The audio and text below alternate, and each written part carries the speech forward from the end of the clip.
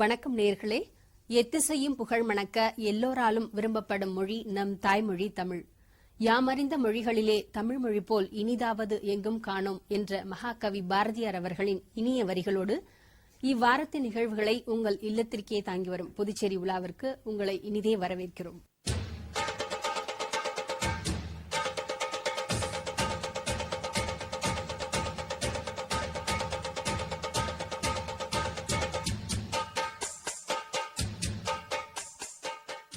புதுச்சேரியில் நடக்கக்கூடிய அரசு, கலை, இலக்கியம், ஆன்மீகம் சார்ந்த விஷயங்களை தான் ஒவ்வொரு வாரமும் பார்த்துட்டு வரோம். அந்த வகையில இந்த வாரம் என்னென்ன நிகழ்வுகள் நடந்திருக்கு அப்படின்னு பார்த்து தெரிஞ்சுக்க போறோம். வாங்க.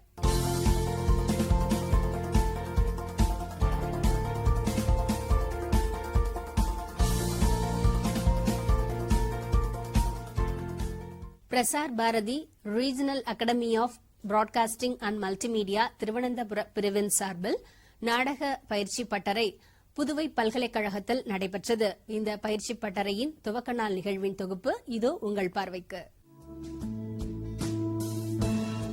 Prasar Bharati Thiruvananthapuram regional academy of broadcasting and multimedia பயிற்சி நிறுவனத்தின் சார்பில் நாடக பயிற்சி பட்டறை புதுச்சேரி பல்கலைக்கழக நாடகத்துறை கருத்தரங்க வளாகத்தில் நடைபெற்றது.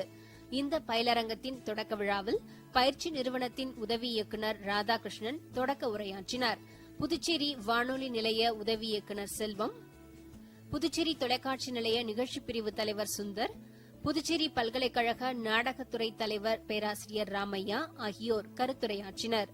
பயிலரங்கத்தில் பயிற்சி நிறுவன பொறுப்பாளர் லேகா கோபால் உட்பட வானொலி தொலைக்காட்சி நிலைய அலுவலர்களும் பல்கலைக்கழக நாடகத்துறை மாணவர்களும் பங்கேற்றனர்.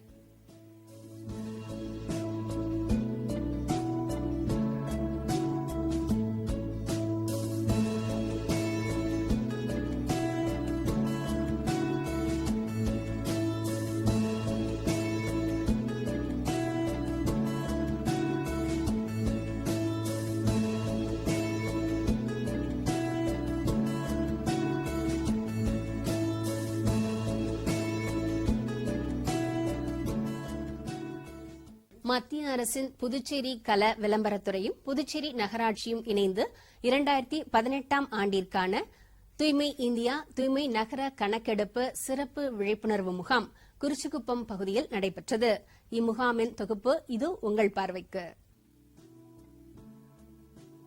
மத்திய அரசின் புதுச்சேரி கள விளம்பரத்துறையும் புதுச்சேரி நகராட்சியும் இணைந்து தூய்மை இந்தியா தூய்மை நகர கணக்கெடுப்பு சிறப்பு விழிப்புணர்வு முகாம் குருசுக்குப்பம் சமுதாய நலக்கூடத்தில் ஏற்பாடு செய்யப்பட்டிருந்தது. இம்முகாமில் புதுச்சேரி நகராட்சி ஆணையர் கணேசன் தலைமையேற்க முதல்வரின் நாடாளுமன்ற செயலாளர் லட்சுமி நாராயணன் சிறப்பு விருந்தினராக கலந்து கொண்டு முகாமினை துவக்கி வைத்தார். இந்த முகாமில் புதுவை பல்கலைக்கழக சமுதாய கல்லூரி அன்னை தெரேசா சுகாதார பட்ட மேற்படிப்பு மைய நாட்டு நல பணித்திட்ட மாணவ மாணவியர்கள் கலந்து கொண்டு தூய்மை இந்தியா திட்டப்பணிகளை மேற்கொண்டனர். கல விளம்பரத்துறையின் உதவி இயக்குநர் சிவகுமார் விரிவாக ஏற்பாடு செய்திருந்தார். புதுச்சேரி காஞ்சிமாமுனிவர் பட்ட மேற்படிப்பு மைய தமிழ்துறையும் உலக தமிழ் கழகமும் இணைந்து உலக தாய்மொழி தின ஒருநாள் பயிலரங்கம் நடைபெற்றது. இந்த பயிலரங்கத்தின்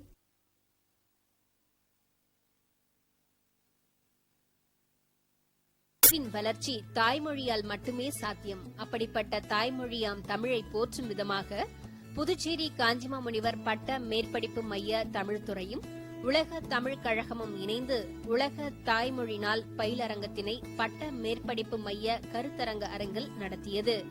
முனைவர் கிருஷ்ணகுமார் வரவேற்புரையாற்ற உலக தமிழ் கழக அமைப்பாளர் தமிழ் உலகன் தொடக்க உரையாற்றினார். முனைவர் சிவமாதவன் நோக்க உரையாற்ற பட்ட மேற்படிப்பு மையத்தின் தமிழ்துறை தலைவர் நிர்மலா தலைமை உரையாற்றினார். விழாவில் தமிழ் அறிஞர்களும் பேராசிரியர்களும் பட்ட மேற்படிப்பு மாணவர்களும் திரளாக கலந்து கொண்டனர். மத்திய அரசின் புதுச்சேரி கல விளம்பரத்துறையும் புதுச்சேரி நகராட்சியும் இணைந்து 2018ஆம் ஆண்டிற்கான தூய்மை இந்தியா தூய்மை நகர கணக்கெடுப்பு சிறப்பு விழிப்புணர்வு முகாம் நெல்லித்தோப்பு பகுதியில் நடைபெற்றது. இந்த முகாமின் தொகுப்பு இப்பொழுது பார்க்கலாம்.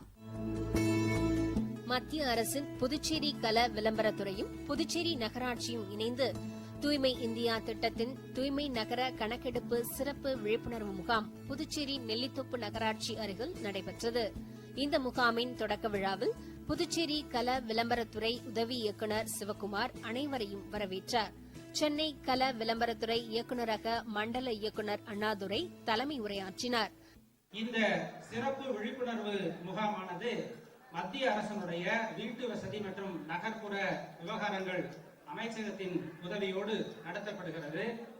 இது ஒரு விழிப்புணர்வு நிகழ்ச்சி மட்டும்தான். அதாவது இதனுடைய நோக்கம் தூய்மை இந்தியா என்ற கனவை நோக்கி மக்களை ஈடுபடுத்துவது, மக்கள் எப்படி தங்களுடைய பங்களிப்பை செய்ய வேண்டும் என்பதை உறுதி செய்வது, இதை ஒரு மக்கள் இயக்கமாக கொண்டு சேர்ப்பது என்பதுதான் இதனுடைய நோக்கம்.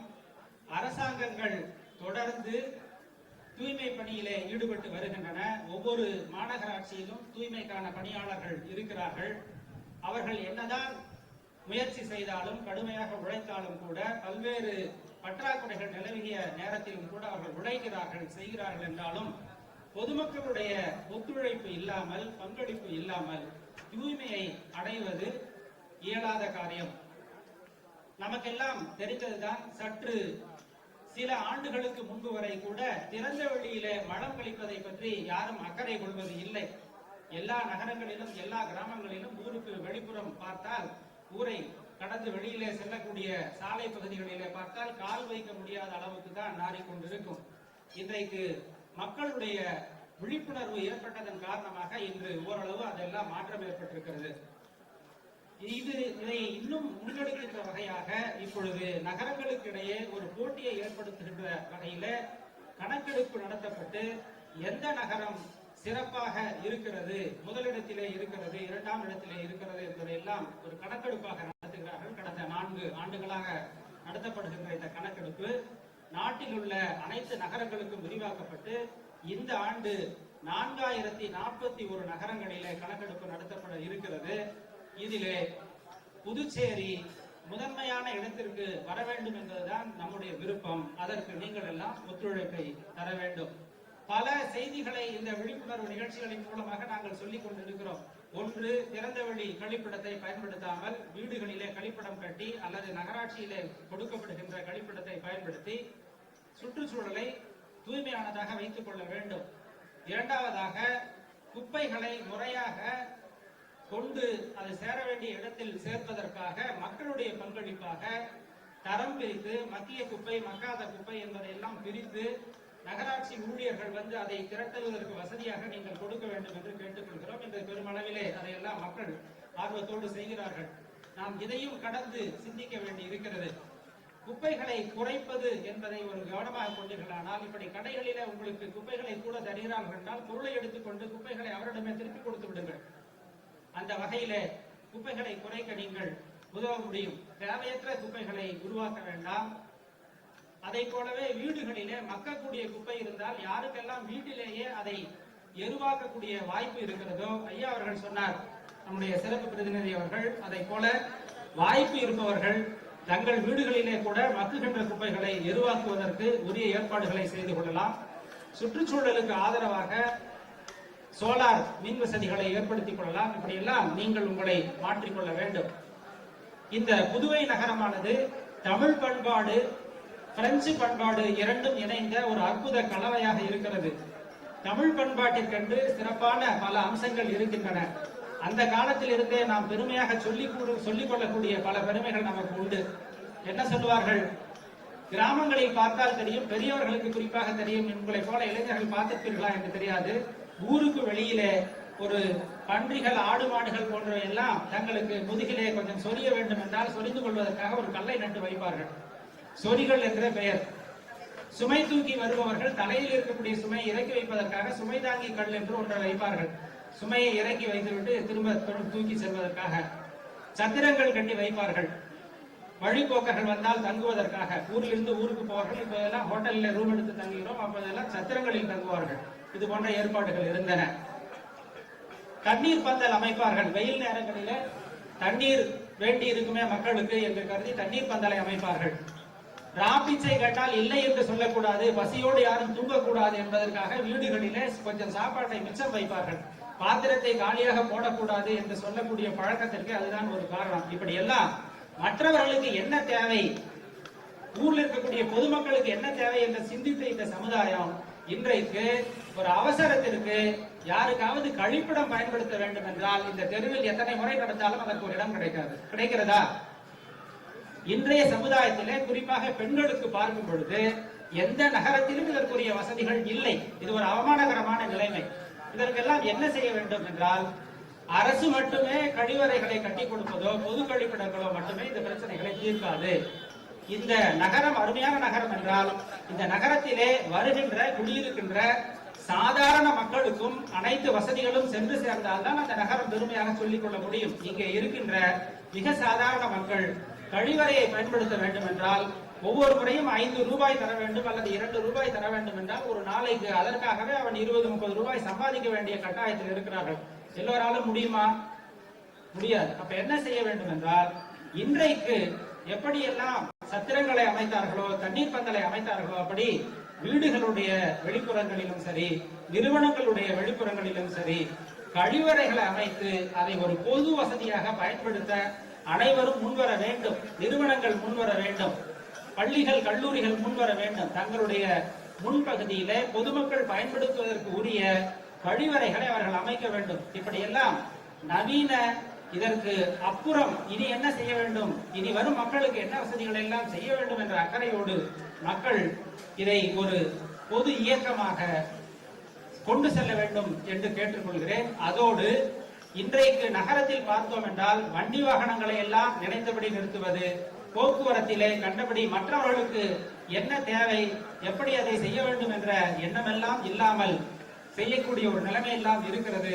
இதையெல்லாம் கருத்தில் கொண்டு இப்போது அரசு என்ன சொல்லுகிறதோ அதையும் தாண்டி ஒரு சிறந்த நகரமாக புதுவை உருவாக வேண்டும். புதுவை மட்டுமல்ல, நாட்டினுடைய அனைத்து நகரங்களும் உருவாக்க வேண்டும். அதற்கு இளைய சமுதாயத்தினரும் பொதுமக்களும் ஈடுபட்டு தங்களுடைய பங்களிப்பை செய்ய வேண்டும்.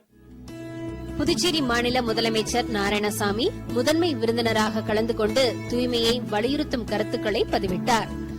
தூய்மை இந்தியா திட்டம் என்பது தொடர்ந்து 25 ஆண்டு 30 ஆண்டு காலமாக நம் நாட்டிலே இருந்து வருகிறது. குறிப்பாக நம்முடைய பாரத பிரதமர் மாண்புமிகு நரேந்திர மோடி அவர்கள் ஆட்சிக்கு வந்த பிறகு 2014ஆம் ஆண்டிலே ஒவ்வொரு வீட்டிலும் கட்டாயமாக ஒவ்வொரு கழிப்பிடம் இருக்க வேண்டும் என்பதை உறுதிப்படுத்துகின்ற அளவிலே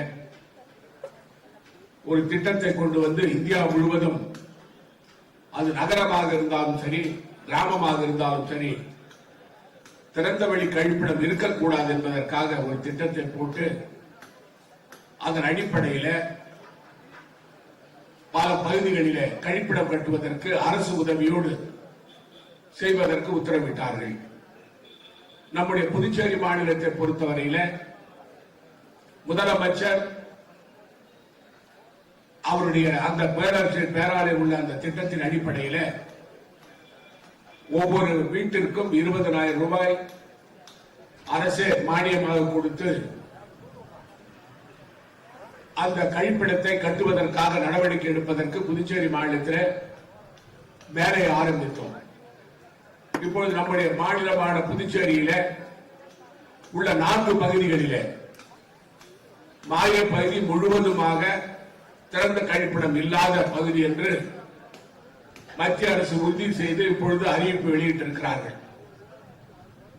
அதே போல ஏனம் பகுதியிலும் இந்த ஜனவரி மாதம் 2018ஆம் ஆண்டு திறந்த கழிப்பிடம் இல்லாத பகுதி என்று மத்திய அரசு அங்கீகாரம் கொடுத்திருக்கிறது. காரைக்கால் பகுதியை பொறுத்தவரையில காரைக்காலிலே உள்ள 5 சட்டமன்ற தொகுதிகளிலேயும் உள்ள இடங்களில் நம்முடைய மாநில அரசுடைய பங்கு நகர பகுதியில 12,500 ரூபாய், கிராம பகுதிக்கு நாம் 16,000 ரூபாய் என்று மாநில அரசுடைய நிதியில் இருந்தோம். மீதமுள்ள தொகையை மத்திய அரசு என்று கொடுத்து அதை வேகமாக இப்பொழுது காரைக்கால் பகுதியில் செய்து வருகிறார்கள். காரைக்கால் பகுதி நகர பகுதி முழுவதும் திறந்த கழிப்பிடம் இல்லாத பகுதியாக நாம் மாற்றி இருக்கிறோம். அதே போல புதுச்சேரி மற்றும் உழவர்கரை நகராட்சியில 95% வீடுகளில் திறந்த கழிப்பிடம் இல்லாத இடமாக நாம் மாற்றி இருக்கிறோம். கிராமப்புறங்களில் நம்முடைய வேலைகளை துரிதமாக செய்து கொண்டிருக்கிறோம். எனக்கு முன்னாலே பேசிய மாண்புமிகு ஜான்குமார் அவர்கள் சொன்னது போல புதுச்சேரியை நாம் தூய்மையாக வைத்திருக்க வேண்டும். புதுச்சேரி மாநிலம் தூய்மையான மாநிலமாக இருக்க வேண்டும் என்பதை நாம் கவனம் செலுத்தி நமக்கு நம்முடைய மாநிலத்தில் துப்புரவு தொழிலாளர்கள் இருந்தாலும் கூட தனியாரிடம் டெண்டர் விட்டு ஒவ்வொரு மாதத்திற்கும் 1,64,00,000 ரூபாய் புதுச்சேரி மற்றும் நகராட்சி உழவர்கரை நகராட்சிகளில் இருக்கின்ற இடங்களுக்கு குப்பைகளை வாழ்வதற்காக, குறிப்பாக மக்குகிற குப்பைகள் மக்காத குப்பைகள் என்று தரம் பிரித்து அதை வாரி அதை பொது இடத்திலே கொண்டு போய் கொட்டுவதற்காக நடவடிக்கை எடுத்து இப்பொழுது நகர பகுதிகளிலே ஒரு சில குறைகள் இருந்தாலும் கூட குறிப்பாக இங்கே பணிபுரிகிறவர்கள் முனைந்து செயல்படுவதற்கான நடவடிக்கையை நாங்கள் எடுத்து வருகிறோம். அது மட்டுமல்ல, நம்முடைய மாநிலத்தில் உள்ள மக்கள் மட்டுமல்ல, வெளி மாநிலங்களில் இருந்து வெளிநாட்டிலிருந்து வருகின்ற சுற்றுலா பயணிகள், தென் மாநிலங்களில் இருந்து வருகின்ற சுற்றுலா பயணிகள் எல்லாம் நம்முடைய மாநிலத்துக்கு வரும்பொழுது அவர்களுக்கும் நாம் விழிப்புணர்வை ஏற்படுத்த வேண்டும். நாம் பார்க்கிறோம், காலையில் நடைபயிற்சிக்கு செல்லும் பொழுது நாம் பார்க்கிறோம், அங்கே இரவிலே உணவு உண்டுவிட்டு அதை குப்பை தொட்டியிலே அதனுடைய மிச்சத்தை போடாமல் தெருவிலே போட்டுவிட்டு செல்லுகின்ற ஒரு நிலையை நாம் பார்க்கிறோம். இந்த விழிப்புணர்வு இளைஞர்கள் தான் செய்ய முடியும். இளைஞர்கள் தான் நம்முடைய புதுச்சேரியை தூய்மையாக வைத்திருக்க முடியும்.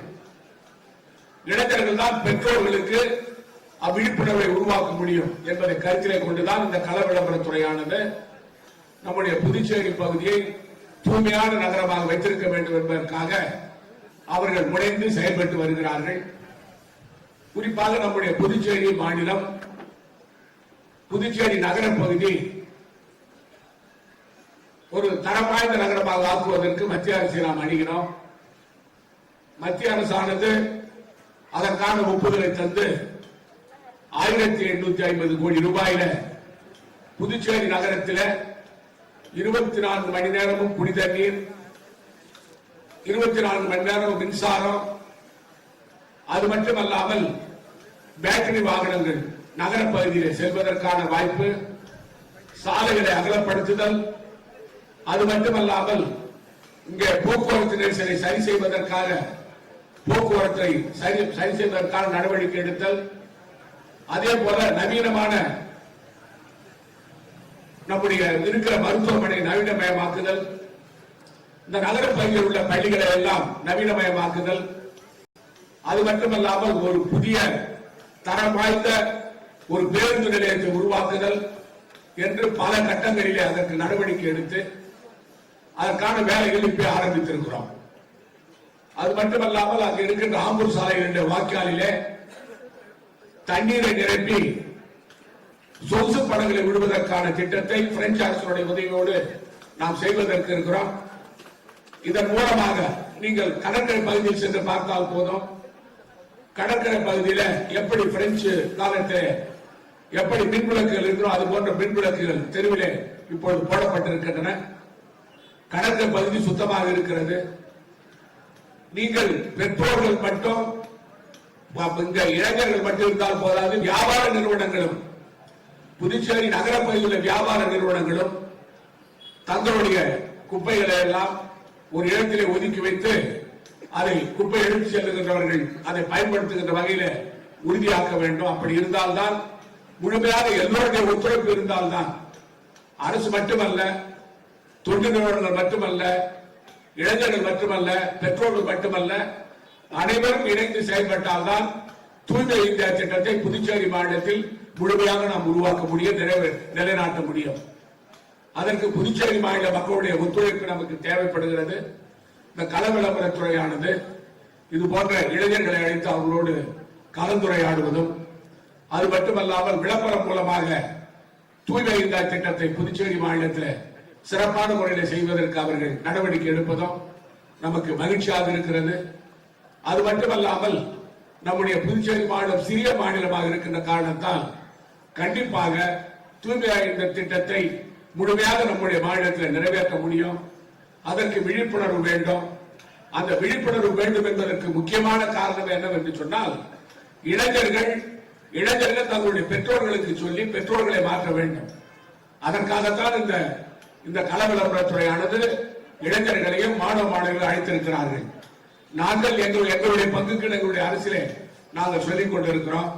எந்தெந்த பகுதிகளில் உங்களுக்கு தெரியும், இந்த நெல்லித்தோப்பு பகுதியில, உருளம்பேட்டை பகுதியில, அது மட்டும் இல்லாமல் முத்தியால்பேட்டை பகுதியில, உழவர்கரை பகுதியெல்லாம் நீங்க ஒரு டீ கடைக்கு சென்றால் டீ கடையில பிளாஸ்டிக் கப்பில் உங்களுக்கு டீ கொடுக்குறாங்க. நான் பார்த்திருக்கிறேன் பல பகுதிகளில், குறிப்பாக பேரப்பாளையம் பகுதியில், லெனின் வீதியில, அது மட்டும் இல்லாம இந்த நெல்லித்தோப்பு மார்க்கெட்ல அங்க டீ சாப்பிட்டுட்டு அந்த சாதம் இருக்கு பாருங்க, அந்த சாதம் தான் போடுவாங்க அந்த பிளாஸ்டிக் கப்பை. அதனால குப்பத்தோட்டில போடாம அங்க போடுறதுனால சாதத்தில் தண்ணி போறது தடுக்கப்படுது. அதற்கு தடுக்கப்பட்ட தண்ணீர் மேல வருது, கழிவுநீர் மேல வருவதனால சுத்தமாக இருக்க முடியல. இப்படி அந்த விழிப்புணர்வு வேணும், எல்லோருக்கும் வேண்டும். குறிப்பாக நாம் நம்ம பயன்படுத்துகின்ற அந்த பொருட்களை அதை தூக்கி போடும் பொழுது ஒரு இடத்தில் சேகரித்து வைத்தால், இப்பொழுது ஜான்குமார் அவர் சொன்ன போது அதை பணமாக கூட மாற்ற முடியும். அதற்கான வாய்ப்புகள் இருக்கின்றன. இப்ப மாடி தோட்டம் இருக்கு, மாடி தோட்டத்தில் காய்கறி வளர்க்கலாம். அதுக்கு அரசாங்கத்திலிருந்து நாங்கள் மானியம் கொடுக்கிறோம். அதற்கு இந்த மக்குகிற குப்பைகளை நீங்கள் பயன்படுத்தலாம். உங்க குடும்பத்தில் என்ன உடம்பு வாங்கி வேலை செய்யணும், அதுதான் முக்கியம். நம்ம தான் குறிப்பா நான் போகும்போது காலையில் நடைபயிற்சி போகும்போது நான் பாக்குறேன், சாலை ஓரத்துல சாப்பிட்டு போட்ட அந்த பொருட்கள் எல்லாம் போட்டுட்டு போறவங்க யாரும் என்னால சொல்ல முடியாது. இது போன்ற விழிப்புணர்ச்சி இருந்தாதான் செய்ய முடியும், இல்லைன்னா செய்ய முடியாது. அரசாங்கம் மட்டும் செய்ய முடியாது, நீங்க மட்டும் செய்ய முடியாது, எல்லோரும் செய்யணும். எல்லோரும் ஒருங்கிணைந்து செஞ்சாதான் அதை செய்ய முடியும். அதற்காக இந்த விழிப்புணர்வை நீங்கள் உங்களுடைய பெற்றோருக்கு கூறுங்கள், உங்களுக்கு உற்றார்களுக்கு கூறுங்கள், உங்களுடைய நண்பர்களுக்கு கூறுங்கள் என்று கூறி இந்த கள விளம்பரத்துறை ஏற்பாடு செய்திருக்கின்ற இந்த விழாவிலே கலந்து கொள்ள வாய்ப்பளித்த திரு அண்ணாதுரை அவர்களுக்கும் மற்றும் பொறுப்பாளர்களுக்கு என்னுடைய வாழ்த்துக்களை கூறி விடைபெறுகிறேன். நன்றி, வணக்கம். இவ்விழாவில் சட்டமன்ற உறுப்பினர் ஆர். சிவா, புதுச்சேரி அரசின் டெல்லி சிறப்பு பிரதிநிதி ஜான்குமார், புதுச்சேரி நகராட்சி ஆணையர் கணேசன், புதுச்சேரி வானொலி நிலைய உதவி இயக்குநர் செல்வம், நேரு யுவகேந்திரா மாவட்ட இளையோர் ஒருங்கிணைப்பாளர் ஹெலன் ராணி, ஸ்வச் பாரத் மிஷன் இயக்குநர் நவீன் குமார் அகர்வால் ஆகியோர் வாழ்த்துரை வழங்கினர். தொடர்ந்து முகாமில் சிறப்பாக பணியாற்றிய நாட்டு நலத்திட்ட மாணவ மாணவியர்களுக்கு பரிசளித்து கௌரவிக்கப்பட்டனர்.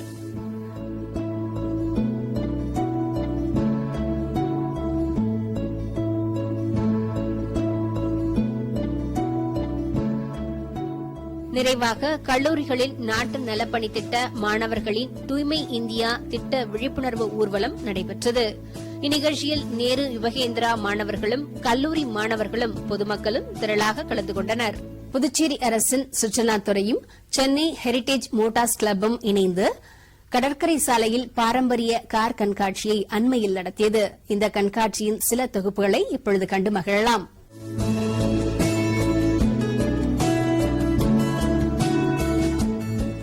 புதுச்சேரி அரசின் சுற்றுலாத்துறையும் சென்னை ஹெரிடேஜ் மோட்டார்ஸ் கிளப் ஆகியவை இணைந்து கடந்த 2010ஆம் ஆண்டு முதல் பாரம்பரிய கார் கண்காட்சி நடத்தி வருகிறது. அதேபோல் இந்த ஆண்டிற்கான பாரம்பரிய கார் கண்காட்சி கடற்கரை சாலையில் அண்மையில் நடைபெற்றது. கண்காட்சியில் 1927ஆம் ஆண்டு முதல் 1963ஆம் ஆண்டு வரையிலான காலகட்டங்களில் தயாரிக்கப்பட்ட கார்களும் 11 பாரம்பரிய பைக்குகளும் குழந்தைகளுக்கான சிறிய வகை கார் மற்றும் மோட்டார் சைக்கிள் போன்றவை கண்காட்சியில் இடம்பெற்றிருந்தன.